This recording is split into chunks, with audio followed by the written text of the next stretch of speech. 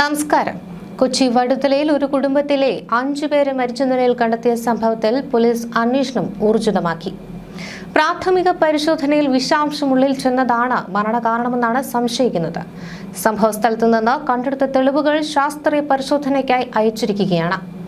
മരിച്ച 5 പേരുടെയും സംസ്കാരം കൊച്ചി പച്ചാളം ശ്മശാനത്തിലാണ് നടന്നത്. എറണാകുളം വടുതലയിലെ വാടക വീട്ടിൽ അശ്വതി, അമ്മ ശ്രീകുമാരി, അശ്വതിയുടെ 3 മക്കൾ എന്നിവരെയാണ് മരിച്ച നിലയിൽ കണ്ടെത്തിയത്. വീട്ടിൽ നടത്തിയ പരിശോധനയിൽ ചില പാനീയങ്ങളുടെ കുപ്പികളും സംശയാസ്പദമായ വസ്തുക്കളും പോലീസ് കണ്ടെടുത്തു. കുട്ടികൾക്ക് വിഷം നൽകിയ ശേഷം മുതിർന്നവർ ജീവനൊടുക്കിയതാകാമെന്നാണ് പോലീസിന്റെ പ്രാഥമിക നിഗമനം.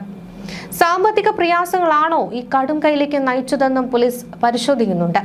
മൃതദേഹങ്ങൾ നാട്ടിലേക്ക് കൊണ്ടുപോകുന്നതിലെ സാമ്പത്തിക ബുദ്ധിമുട്ടുകൾ കണക്കിലെടുത്ത് പ്രാദേശിക ജനപ്രതിനിധികളുടെ സഹായത്തോടെ പച്ചാളം ശ്മശാനത്തിലാണ് സംസ്കാര ചടങ്ങുകൾ പൂർത്തിയാക്കിയത്. ബന്ധുക്കളെത്തി മൃതദേഹങ്ങൾ ഏറ്റുവാങ്ങുകയായിരുന്നു. സംഭവവുമായി ബന്ധപ്പെട്ട് മരിച്ചവരുടെ മൊബൈൽ ഫോണുകൾ പോലീസ് കസ്റ്റഡിയിലെടുത്തു. രാസപരിശോധനാ ഫലം പുറത്തുവരുന്നതോടെ മരണകാരണത്തിൽ കൂടുതൽ വ്യക്തത ലഭിക്കുമെന്നാണ് പോലീസ് അറിയിക്കുന്നത്. കേസിൽ വിശദമായ അന്വേഷണമാണ് നടന്നുവരുന്നത്. മരണത്തിന് ദിവസങ്ങൾക്ക് മുൻപായി ഇവർ തിരുവനന്തപുരത്ത് വാടകയ്ക്ക് നൽകിയ വീട്ടിൽ പോയിരുന്നതായി വിവരം ലഭിച്ചിട്ടുണ്ട്. അക്ഷതിന്റെ വിലാസത്തിലാണ് ഇവർ വിഷം വാങ്ങിയത്. പൊട്ടാസ്യം തയോസൈനേറ്റ് ലബോറട്ടറിയിൽ മാത്രം ഉപയോഗിക്കുന്ന ഈ ഒരു രാസവസ്തു ഒരു സാധാരണക്കാരിയായ അശ്വതിക്ക് എങ്ങനെ പരിചിതമായി എന്ന ചോദ്യവുമുണ്ട്. 5 പേരുടെയും ആന്തരികാവയവങ്ങളിൽ നിന്ന് ശേഖരിച്ച സാമ്പിളുകൾ പരിശോധനയ്ക്കായി അയച്ചിട്ടുണ്ട്. കുട്ടികൾക്ക് നൽകിയ ജ്യൂസിൽ വിഷത്തിന്റെ സാന്ദ്രത എത്രയായിരുന്നുവെന്ന് ഈ ലാബ് റിപ്പോർട്ടിൽ വ്യക്തമാകും.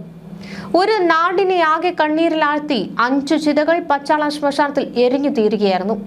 മൃതദേഹം നാട്ടിലെത്തിക്കുവാൻ പോലും പണമില്ലാതെ വലഞ്ഞ ആ കുടുംബത്തിന്റെ കഷ്ടപ്പാട് കൗൺസിലർ ആൽബർട്ട് അമ്പലത്തിങ്കലിന്റെ വാക്കുകളിൽ നിന്ന് തന്നെ വ്യക്തമാണ്.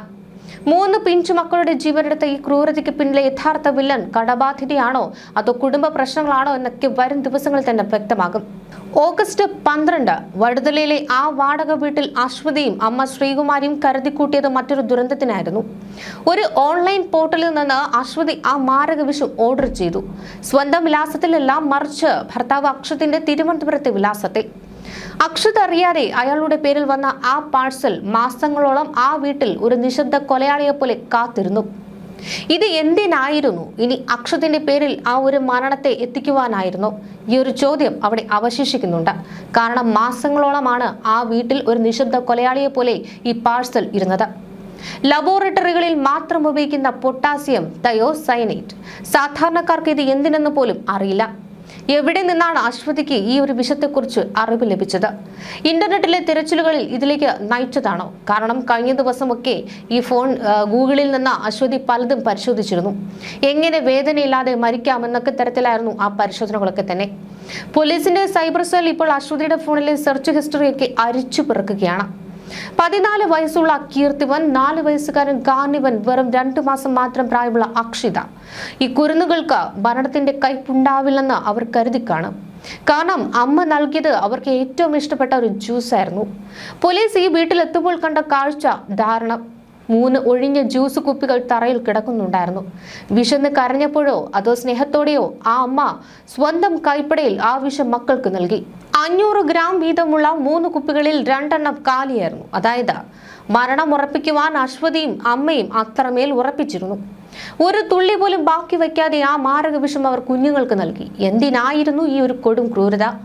തിരുവനന്തപുരത്ത് നിന്ന് കൊച്ചിയിലേക്ക് ഇവർ താമസം മാറിയത് തന്നെ കടബാധ്യതകൾ ഭയന്നാണെന്നാണ് പറയപ്പെടുന്നത്. 3 മക്കളെ കൊന്നിട്ട് തങ്ങൾക്കും ജീവിക്കേണ്ട എന്ന് അശ്വതിയും അമ്മയും തീരുമാനിച്ചൊരു നിമിഷം. ആ നിമിഷത്തിലെ മാനസികാവസ്ഥ പോലീസിന് പോലും ഒരു ചോദ്യചിഹ്നമാണ്.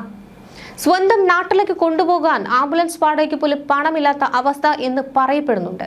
എന്നാൽ അശ്വതിയും അമ്മയും എഴുതിയ ആത്മഹത്യാക്കുറിപ്പിൽ ഇവരുടെ സമ്പത്തുകൾ, വീട് എന്നിവ ഒക്കെ തന്നെ അനാഥാലയങ്ങൾക്ക് കൊടുക്കണമെന്നാണ് എഴുതിയിരിക്കുന്നത്.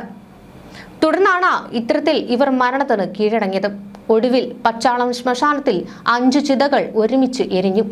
കൗൺസിലർ ആൽബർട്ട് അമ്പലത്തിങ്കൽ പറഞ്ഞ വാക്കുകൾ ആ കുടുംബത്തിന്റെ ദാരിദ്ര്യം വിളിച്ചു പറയുന്നുണ്ട്. തിരുവനന്തപുരത്ത് നിന്ന് വന്ന ബന്ധുക്കൾക്ക് മൃതദേഹങ്ങൾ കൊണ്ടുപോകാൻ വഴിയില്ലായിരുന്നു. ഒടുവിൽ കൊച്ചിയുടെ മണ്ണ് അവർക്ക് അന്ത്യവിശ്രമത്തിന് ഇടം നൽകി. ഒരു കുടുംബത്തിന്റെ സ്വപ്നങ്ങളും വിഷമങ്ങളും ആ ചിതകളിൽ ചാരമായി മാറി. ഇത് കേവലം ഒരു ആത്മഹത്യയല്ല, 3 പിഞ്ചു കുഞ്ഞുങ്ങളുടെ കൊലപാതകവും കൂടിയാണ്. ഓൺലൈനിൽ മാരക വിഷങ്ങൾ ആർക്കും വാങ്ങാമെന്ന അവസ്ഥ ഇത് മാറേണ്ടതാണ്. ഈ ദുരന്തത്തിന് പിന്നിലെ ഓരോ രഹസ്യവും പുറത്തു കൊണ്ടുവരുവാൻ നോർത്ത് SHO അനൂപിന്റെ നേതൃത്വത്തിലുള്ള അന്വേഷണം പുരോഗമിക്കുകയാണ്. 2 മാസം മുൻപാണ് ഇവർ വടുതലയിൽ വീട് വാടകയ്ക്കെടുത്തത്. കൊച്ചിയിലെ സ്വകാര്യ ആശുപത്രിയിൽ മൂത്ത മകൻ കാർണുവിന്റെ ചികിത്സാർത്ഥമായിരുന്നു വീടെടുത്തത്. വീട്ടുടമ ദുബായിലാണ്. 2 ദിവസമായി വീട്ടിൽ ആളനക്കം കാണാത്തതിനെ തുടർന്ന് ശനിയാഴ്ച രാവിലെ വീട്ടുടമയുടെ സഹോദരന്റെ മകൻ വന്നു നോക്കിയപ്പോൾ വീട് അകത്തുനിന്ന് പൂട്ടിയതായും എയർ കണ്ടീഷണർ പ്രവർത്തിക്കുന്നതായും കണ്ടു. കൈവശമുള്ള മറ്റൊരു താക്കോലെടുത്ത് തുറന്നു നോക്കിയപ്പോൾ മുറിയിൽ 2 സ്ത്രീകൾ തൂങ്ങി നിൽക്കുന്നത് കണ്ടു. ഉടൻ വാർഡ് കൗൺസിലറെ വിവരമറിയിച്ചു. തുടർന്ന് നടത്തിയ പരിശോധനയിലാണ് കുട്ടികൾ ഉൾപ്പെടെ മരിച്ചു കിടക്കുന്നത് കണ്ടത്. ഉടൻ തന്നെ ഇവർ പോലീസിൽ വിവരമറിയിച്ചു. കുട്ടികൾക്ക് വിഷം നൽകിയ ശേഷം അമ്മയും മകളും ജീവൻ ഒടുക്കിയതാകാമെന്നാണ് പോലീസിന്റെ നിഗമനം.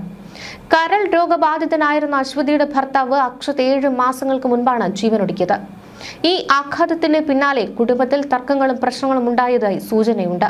പോലീസിന് ലഭിച്ച അശ്വതി എഴുതിയതെന്ന് കരുതപ്പെടുന്ന ആത്മഹത്യാക്കുറിപ്പിലും കുടുംബ പ്രശ്നങ്ങളെക്കുറിച്ച് വിവരമുണ്ട്. അക്ഷതിന്റെ മരണത്തിന് ശേഷം അല്ലെങ്കിൽ അക്ഷതിന്റെ മരണ കാരണം അശ്വതിയാണ് എന്ന തരത്തിൽ വിമർശനം ഉയർന്നതായും ഭർത്താവിന്റെ വേർപാടും ഈ കുറ്റപ്പെടുത്തലുകളും ഒക്കെയാകാം ജീവനൊടുക്കാൻ പ്രേരിപ്പിച്ചത് എന്നുമാണ് പോലീസ് കരുതുന്നത്. സംഭവം നടന്നത് വ്യാഴാഴ്ച രാത്രിയോ വെള്ളിയാഴ്ചയോ ആണെന്നാണ് പോലീസ് കരുതുന്നത്. അശ്വതിയുടെയും അമ്മയുടെയും മൃതദേഹങ്ങൾ തൂങ്ങി നിന്ന മുറിയിലെ ഫാനിൽ കെട്ടിത്തൂക്കിയിട്ടിരിക്കുന്ന ഒരു തുണി അറുത്തു മാറ്റിയിട്ടുണ്ട്. ഇവരിൽ ആരെങ്കിലും ജീവനെടുക്കാൻ ശ്രമിച്ചപ്പോൾ മറ്റേയാൾ രക്ഷിക്കുവാൻ നോക്കിയതാണോ അതോ ആദ്യ ശ്രമം പരാജയപ്പെട്ടതാണോ എന്നത് വ്യക്തമല്ല. മക്കൾക്ക് വിഷം നൽകിയ ശേഷം ശ്രീകുമാരിയും അശ്വതിയും തൂങ്ങി മരിക്കുകയായിരുന്നുവെന്നാണ് പോലീസ് നിഗമനം. കുട്ടികൾക്ക് നൽകിയ വിഷപദാർത്ഥം തരപ്പെടുത്തിയത് ഓൺലൈനിലൂടെയാണെന്ന് പോലീസ് സംശയിക്കുന്നുണ്ട്. ഇവരുടെ ഫോണുകൾ പരിശോധനയ്ക്ക് പോലീസ് എടുത്തു. ആന്തരിക അവയവങ്ങളുടെ രാസപരിശോധനയും നടത്തും. ഇവരുടെ റിപ്പോർട്ട് വന്നാലേ മരണകാരണം പൂർണ്ണമായും വ്യക്തമാകും. വടുതലയിലെ ഈ വാടകയ്ക്ക് താമസം ആരംഭിച്ചതു മുതൽ കുടുംബം ഭക്ഷണവും മറ്റുമെല്ലാം തന്നെ ഓൺലൈനിലൂടെയാണ് വാങ്ങിയിരുന്നത്. പുറത്തു പോകുന്ന പതിവില്ലാത്ത സാഹചര്യത്തിലാണ് ഓൺലൈനിലൂടെ ആകെ വിഷപദാർത്ഥവും വാങ്ങിയതെന്ന സംശയം പോലീസിന് ബലപ്പെട്ടത്. 3 കുപ്പി വിഷപദാർത്ഥങ്ങളാണ് വാങ്ങിയത്. ഇതിൽ 2 എണ്ണമാണ് ഉപയോഗിച്ചതും. തുറക്കാത്ത കുപ്പിയും 3 ഒഴിഞ്ഞ ജ്യൂസ് ബോട്ടിലുകളും മറ്റും കണ്ടെടുത്തിട്ടുണ്ട്. ഇവർ തിരുവനന്തപുരത്ത് വാടകയ്ക്ക് നൽകിയ വീട്ടിൽ കുറച്ചുനാൾ മുൻപ് പോയതായും വിവരം ലഭിച്ചു. സംഭവത്തിൽ വിശദമായ അന്വേഷണം നടക്കുമെന്നാണ് നോർത്ത് SHO അനൂപ് പറഞ്ഞിരിക്കുന്നത്. തൊട്ടടുത്ത വീട്ടിൽ ഈ 5 പേർ മരിച്ചു കിടക്കുന്ന ഒരു വിവരം പോലും അയൽക്കാർ അറിഞ്ഞത് ഇത്തരത്തിൽ ചാനലുകളിൽ വാർത്ത വന്നപ്പോൾ മാത്രമാണ്. ഇടതിങ്ങി വീടുകൾ ഉള്ളതാണ് വടുതല കർഷക road green garden residence area. എന്നാൽ മരിച്ച അശ്വതിയും കുടുംബവും അയൽക്കാരോട് സംസാരിക്കുകയോ അടുപ്പം സൂക്ഷിക്കുകയോ ചെയ്തിരുന്നില്ല. കുട്ടികൾ പോലും കളിക്കുവാനായി പോലും പുറത്തേക്ക് ഇറങ്ങിയിരുന്നില്ല. ഇതുകൊണ്ട് തന്നെ ഇവർ വരുന്നതും പോകുന്നതും ഒന്നും ആരും ശ്രദ്ധിച്ചിട്ടില്ല. വീട്ടുടമയുടെ ജ്യേഷ്ഠൻ വ്യാഴാഴ്ച അശ്വതിയും കുടുംബത്തെയും കണ്ടു. പിറ്റേന്ന് വീട് ഒഴിയുമെന്ന് അശ്വതി പറഞ്ഞപ്പോൾ തൊട്ടടുത്ത വീട്ടിൽ പെയിന്റിംഗ് ജോലികൾ നടക്കുന്നതിനാൽ അവരുടെ കാർ അശ്വതി താമസിക്കുന്ന വീട്ടിലേക്ക് അപ്പോൾ മാറ്റിയിടുകയും ചെയ്തു. അശ്വതിയും കുടുംബവും പോകുമ്പോൾ ഈ വീട്ടുകാർ ഇവിടെ കുറച്ചു ദിവസത്തേക്ക് താമസം മാറ്റാനും തീരുമാനിച്ചിരുന്നു. ഇതിന് മുന്നോടിയായിട്ടാണ് വീട് വൃത്തിയാക്കുന്നതിനുള്ള ഒരുക്കങ്ങൾക്കായി വീട്ടുടമയുടെ ജ്യേഷ്ഠന്റെ മകൻ ഈ സംഭവ സ്ഥലത്തേക്ക് എത്തിയത്. വീട്ടിലെത്തി അശ്വതിയെ വിളിച്ചുവെങ്കിലും മറുപടി ഉണ്ടായില്ല. ഉള്ളിൽ AC പ്രവർത്തിക്കുന്നതും ദുർഗന്ധം വമിക്കുന്നതും ഒക്കെ ശ്രദ്ധയിൽപ്പെട്ടതോടെയാണ് സ്ഥലം കൗൺസിലർ ആൽബർട്ട് അമ്പലത്തിങ്കലിനെ വിവരമറിയിച്ചത്. കൗൺസിലർ എത്തി മറ്റൊരു താക്കോൽ ഉപയോഗിച്ച് വീട് തുറന്നു നോക്കുമ്പോഴും ശ്രീകുമാരിയും അശ്വതിയും ഇവരുടെ മൃതദേഹങ്ങളാണ് ആദ്യം കണ്ടത്. തുടർന്നാണ് ഇവർ പോലീസിൽ വിവരമറിയിച്ചത്. തുടർന്നുള്ള പരിശോധനയിൽ കുട്ടികളുടെ മൃതദേഹങ്ങൾ കൂടി കണ്ടെത്തുകയായിരുന്നു. 15 വർഷം മുൻപ് അശ്വതിയുടെ പേരിൽ വാങ്ങിയ വീടാണ് വിളപ്പിൻശാലയിലുള്ളത്. ഈ വീട്ടിൽ സ്ഥിരമായി താമസിച്ചതാകട്ടെ അശ്വതിയുടെ അമ്മ ശ്രീകുമാരി. ഇടയ്ക്ക് അശ്വതിയും മക്കളും ഇവിടെ വന്നു പോകുമായിരുന്നു. തകരശീറ്റിട്ട വീട് 1 വർഷം മുൻപായിരുന്നു അശ്വതി വാടകയ്ക്ക് നൽകിയത്. അശ്വതിയും മക്കളും ഭർത്താവ് അക്ഷതിന്റെ പൂവച്ചുള്ള വീട്ടിലായിരുന്നു താമസം. അക്ഷത് കഴിഞ്ഞ ജൂലൈ 17-നാണ് ആത്മഹത്യ ചെയ്തത്. അശ്വതിയും ഭർത്താവുമായുള്ള അഭിപ്രായ വ്യത്യാസം കുടുംബ ബന്ധത്തെ ഉലച്ചിരുന്നതായി പറയുന്നുണ്ട്. അക്ഷതിന്റെ മരണശേഷം അശ്വതിയും ഭർത്താവിന്റെ അമ്മ ഉഷയുമായി വസ്തു സംബന്ധിച്ച് തർക്കം നിലനിന്നു.